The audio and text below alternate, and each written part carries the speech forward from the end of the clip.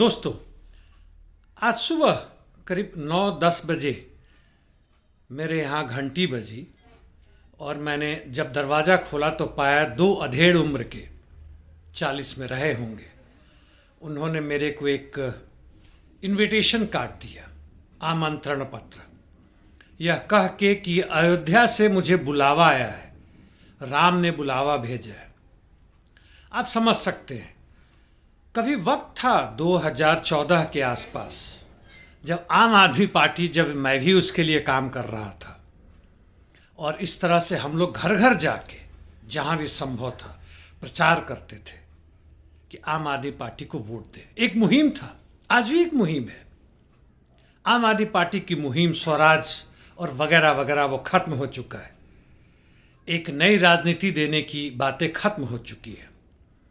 वह टाई फिस हो गया है। एकमात्र उसका लक्ष्य रह गया है कि सत्ता में बने रहें। उनके भी एमएलए वगैरह हैं, उनको 2-3 बार का वेतन मिले या पेंशन मिले, बाकी सुविधाएं मिले, घर बंगला गाड़ी, प्रचार प्रसार वगैरह वगैरह, और जो उनके कार्यकर्ता हैं उनकी भी उसमें शामिल या मिली भगत है। आज की मुहिम फिर भी उससे बहुत अंतर है। जहां तक मजदूर वर्ग की बात करें, उसका कोई मुहिम नहीं है।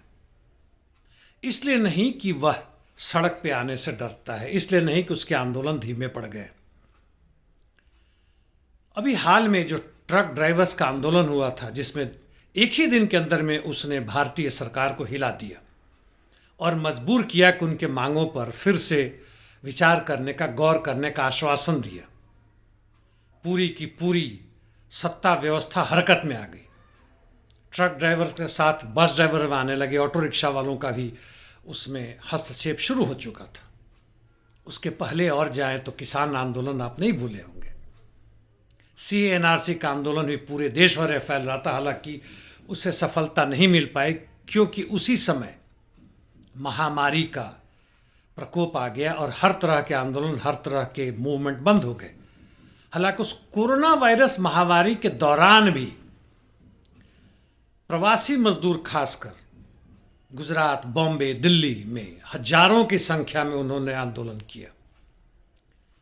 इस हद तक हो गया कि यूपी में उनके ऊपर कीटनाशक दवा का भी छिड़काव करना पड़ा। मजदूर वर्ग पीछे नहीं आंदोलन करने में, हाँ, उसको तोड़ दिया गया खंड खंड में। और उसको तोड़ने के रास्ते में यह मुहिम राम मंदिर भी एक है।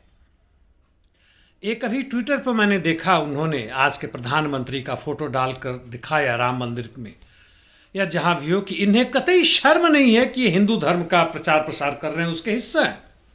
उसी के जवाब में किसी और ने, कांग्रेसी ने, दूसरा फोटो दिखाया उस समय के प्रधानमंत्री कांग्रेस के राजीव गांधी का, कि वो भी आधा ऊपर से बिना कपड़े के हिंदू धर्म की पूजा करते हुए, उसकी विधि करते हुए पाए गए।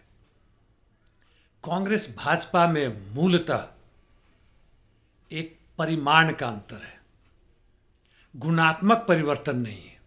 हाँ, आज फांसीवाद जरूर आ चुका है, वह अलग बात है।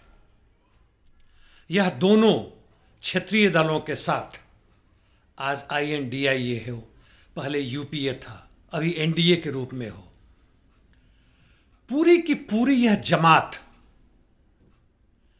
लगी पड़ी है पूंजीपति वर्ग के हित में काम करने को। बदले में दलाली खाते हैं, कमीशन खाते हैं, अच्छे अच्छे पोस्ट पे जाते हैं, पेंशन, सुविधाएं, और लूट तो अलग है।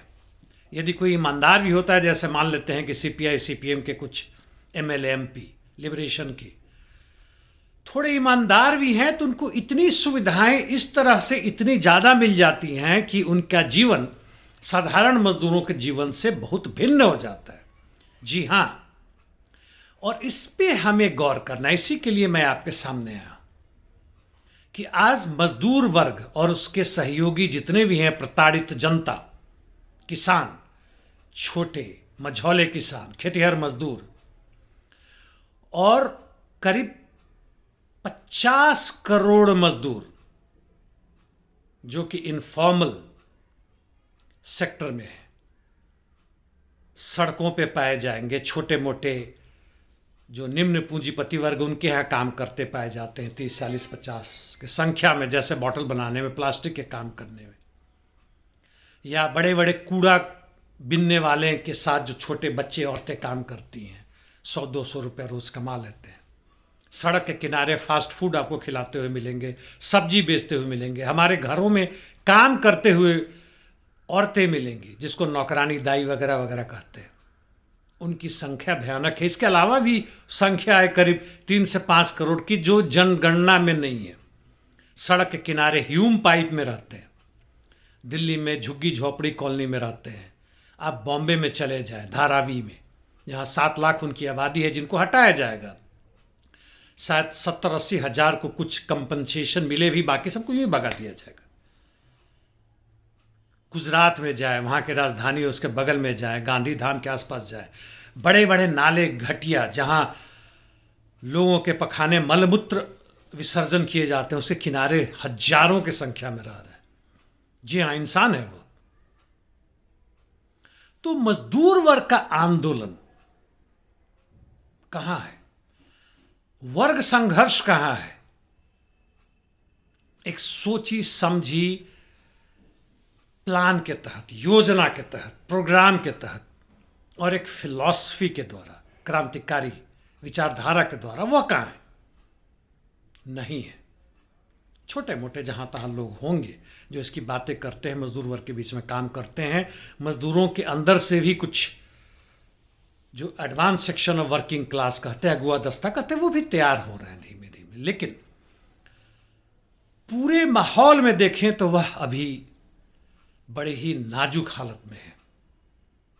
हम कमजोर पड़ गए, और इसी का नतीजा है कि ये धूर्त लोग हमें धर्म के नाम पे, जाति के नाम पे, क्षेत्रीयतावाद के नाम पे, देशवाद के नाम पे, लैंगिक आधार पे हमें तोड़ रहे हैं, हमें तोड़ दिया है।